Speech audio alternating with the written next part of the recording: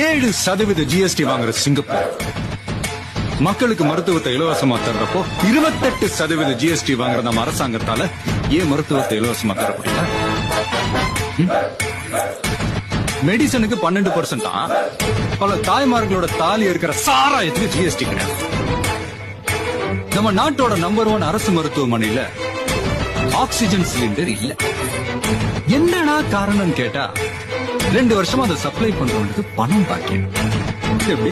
இன்னொரு government hospital dialysis பண்றப்போ current cut ஆயிடுச்சு. 4 பேர் செத்தே போயிட்டாங்க. கேவலம் அங்க ஒரு பவர் பேக்கப் கூட இல்ல.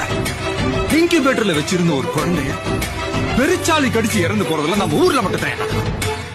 ஜனங்க நோயை பார்த்து பயப்படுறதை விட கவர்மெண்ட் ஹாஸ்பிட்டல்ஸ் பார்த்தா பயப்படுறாங்க. அந்த பயம்தான் பிரைவேட் ஹாஸ்பிட்டல்ஸோட இன்வெஸ்ட்மெண்ட்.